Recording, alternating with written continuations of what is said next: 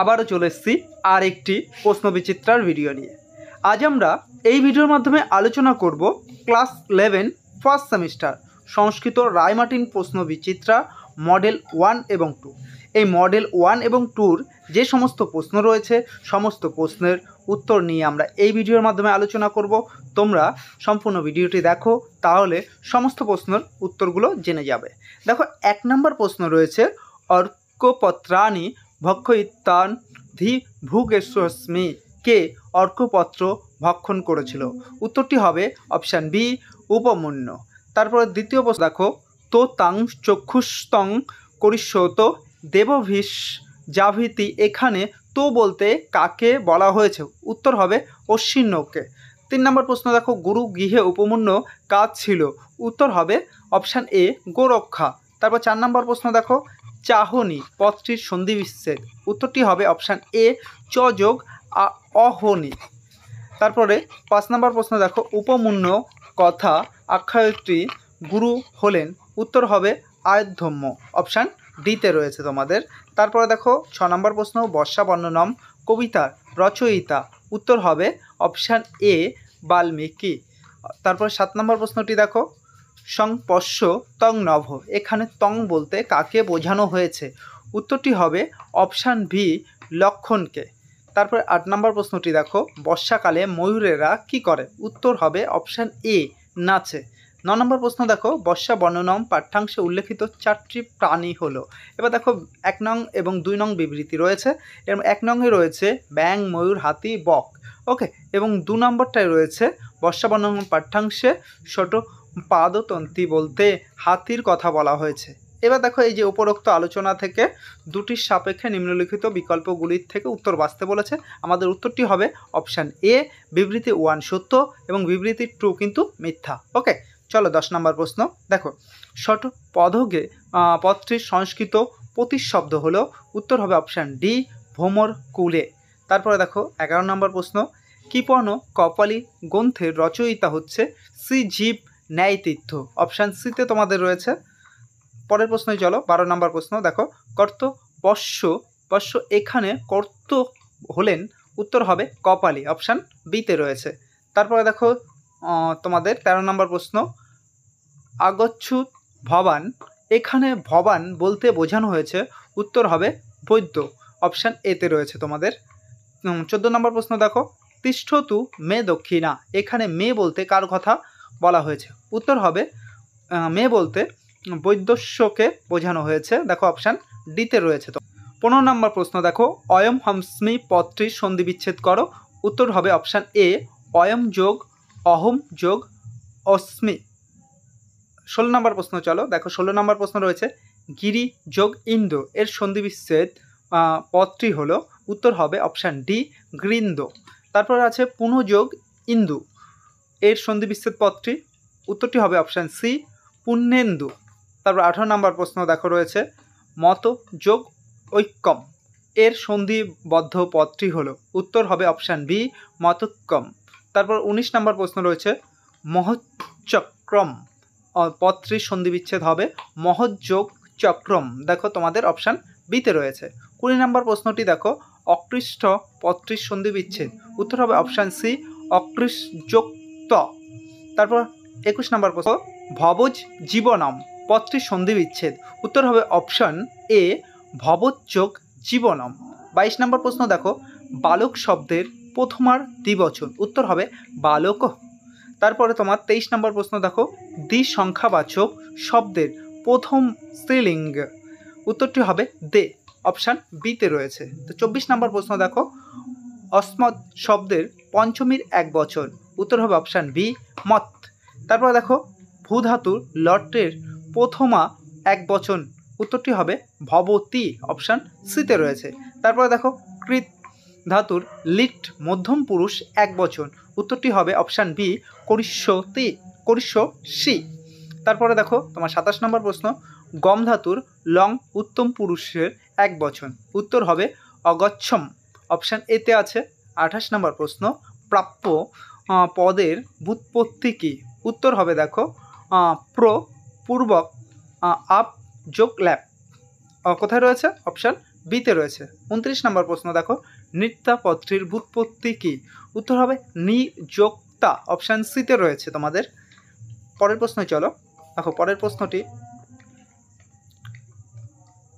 দেখো পরের প্রশ্ন 30 নম্বর প্রশ্ন, দৃষ্ট পদের ব্যুৎপত্তি অর্থ কী বা ব্যুৎপত্তি কী? উত্তরটি হবে দেখো অপশান বি, দৃশযুক্ত, অপশান বিতে রয়েছে তোমাদের দৃশ ধাতু। ওকে, তারপরে 31 নম্বর প্রশ্ন দেখো, ঋগ্বেদের শাখা দুটি হলো। উত্তর হবে শাকল ও বাসকল, অপশান বিতে রয়েছে। 32 নম্বর প্রশ্ন, ঋগ্বেদের নবম মণ্ডল হলো। উত্তর হবে সোম মণ্ডল, কোথায় রয়েছে? অপশান সিতে রয়েছে। তারপরে দেখো তোমাদের 33 নম্বর প্রশ্ন, গান গেয়ে যে বেদ পড়া হয় সেটি হলো। উত্তর হবে অপশান এ, সামবেদ। 34 নম্বর প্রশ্ন, বেদের মন্ত্র সংখ্যা কত? উত্তর হবে 1810টি। তারপরে 35 নম্বর প্রশ্ন, রাজা জনক ড্যাশ রাজা ছিলেন। উত্তর হবে রাজা জনক মিথিলার রাজা ছিলেন। 36 নম্বর প্রশ্নটি দেখো, যজ্ঞ বিঘ্নকারী রাক্ষসদের বধ করার জন্য রাম লক্ষ্মণকে নিয়ে যান। উত্তরটি হবে অপশান এ, বিশ্বামিত্র। তারপরে 37 নম্বর প্রশ্ন, দশরথের বন্ধু ছিলেন। উত্তর হবে জটায়ু, অপশান ডি, জটায়ু। 38 নম্বর প্রশ্ন, পঞ্চতন্ত্রের রচয়িতা হলেন। উত্তর অপশান বি, বিষ্ণু শর্মা। তারপর 29 নম্বর প্রশ্ন, হিতোপদেশ গ্রন্থের 4টি অধ্যায় হলো। দেখো অপশান ডি, কথাসারিত সাগর এর অন্যতম প্রধান চরিত্র হলো। উত্তর হবে অপশান বি, নরবাহন দত্ত। ওকে, মডেল কোশ্চেন পেপার 2 এর যে প্রশ্নগুলো রয়েছে। 1 নম্বর প্রশ্ন দেখো, উপমন্য কথা আখ্যানটির উৎস। উত্তরটি হবে অপশান বি, মহাভারত। দ্বিতীয় প্রশ্ন দেখো, সন্ধি বিচ্ছেদ করো। ময়পমন্য, উত্তরটি হবে অপশান সি, মায়া যোগ উপমন্য। 3 নম্বর প্রশ্ন দেখো, কি খেয়ে উপমন্য অন্ধ হয়েছিল? 3 নম্বর প্রশ্ন দেখো, কি খেয়ে উপমন্য অন্ধ হয়েছিল? উত্তরটি হবে অপশান সি, অর্কপত্র। তারপর 4 নম্বর প্রশ্ন, অন্ধত্ব দূরকরণের জন্য উপমন্য কোন দেবতার স্তুতি করেছিল? উত্তর হবে অপশান এ, অশ্বিনী কুমার দয়। তারপরে 5 নম্বর প্রশ্ন দেখো, উপমন্য অন্ধ হয়ে চলতে চলতে কোথায় পতিত হয়েছিল? উত্তরটি হবে অপশান সি, কূপে। 6 নম্বর প্রশ্ন দেখো, বর্ষাবর্ণনম পাঠ্যাংশটি রামায়ণের কোন কাণ্ড থেকে নেয়া?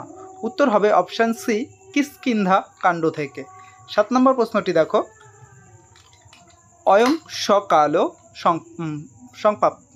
7 নম্বর প্রশ্ন, অয়ং সকাল সম্প্রাপ্ত কোন কালের কথা বলা হয়েছে? উত্তরটি হবে অপশান এ, বর্ষাকালের কথা। তারপর 8 নম্বর প্রশ্ন দেখো, বর্ষায় পুষ্ট তৃণভূমি সমূহ কখন শোভা পায়? উত্তরটি হবে অপশান বি, অপরাহ্নে। তারপর 9 নম্বর প্রশ্ন, প্রিয়া বিরোহীরা বর্ষাকালে কি করে? উত্তর হবে অপশান ডি, ধ্যান করে। 10 নম্বর প্রশ্ন, ভ্রমরকে কোন বাদ্যযন্ত্রের সঙ্গে তুলনা করা হয়েছে? উত্তর হবে অপশান বি, বীণার সঙ্গে। 11 নম্বর প্রশ্ন দেখো, কৃপণ কপালী পাঠ্যাংশের রচয়িতাকে? উত্তর হবে অপশান সি, শ্রীজীব ন্যায়তীর্থ।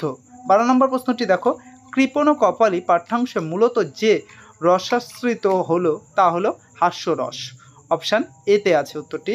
এরপরে 13 নম্বর প্রশ্নটি দেখো, 13 নম্বর প্রশ্ন কি রয়েছে?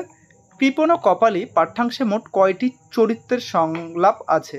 উত্তর হবে 5টি, অপশান সিতে রয়েছে দেখো তোমার। তারপরে 14 নম্বর প্রশ্নটি দেখো, 14 নম্বর প্রশ্নই কি আছে? কপালীর পাদুকা যুগল কেমন ছিল? উত্তর হবে অপশান বি, পুরাতন।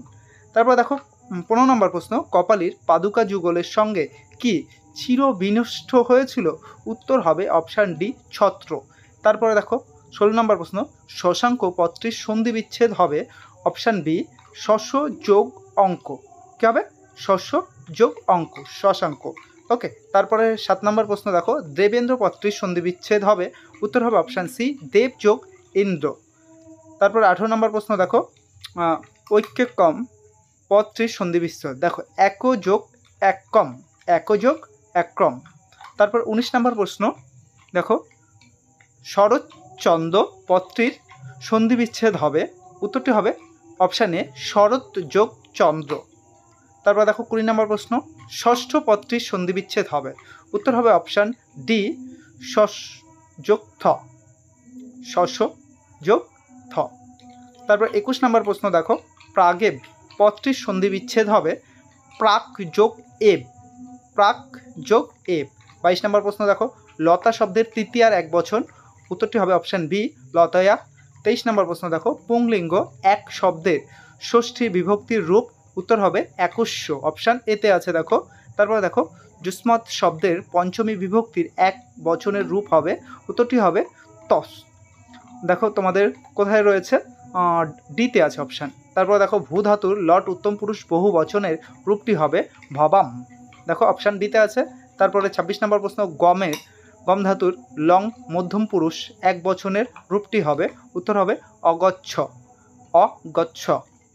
পরের প্রশ্ন দেখো, কৃত ধাতু বা ক্রি ধাতুর প্রথম লিটের প্রথম পুরুষ দ্বিবচনের রূপটি হবে, উত্তরটি তোমাদের এটা কমেন্টে অবশ্যই জানাবে, এটা আমি দিইনি, তোমাদের জন্য রেখে দিয়েছি। পারবে, অবশ্যই পারবে, তোমরা কমেন্ট করো, আর না পারলেও কোনো অসুবিধা নেই, বলে দেবো। 28 নম্বর প্রশ্ন চলো দেখো, গতি এর প্রকৃতি প্রত্যয়, দেখো গতি প্রকৃতি প্রত্যয় হবে অপশান সি, দেখো গম ধাতুর যোগ স্কিন, ওকে গতি, তাহলে গম যোগ স্কিন পাচ্ছ।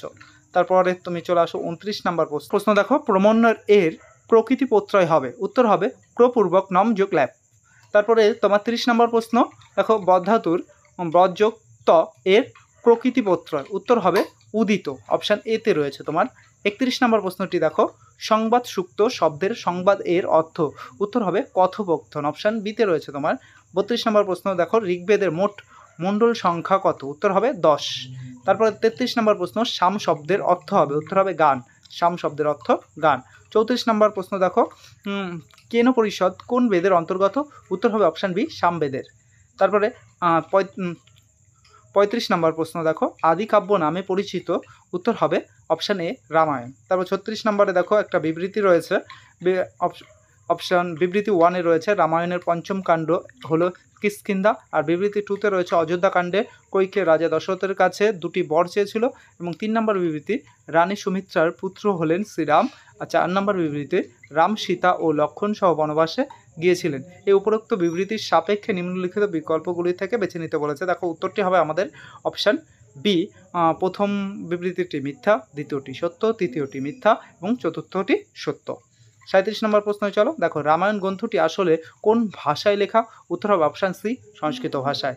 38 নম্বর প্রশ্ন দেখো, পঞ্চতন্ত্র খ্যাত রাজার নাম কি, উত্তর হবে অপশান এ অমর শক্তি।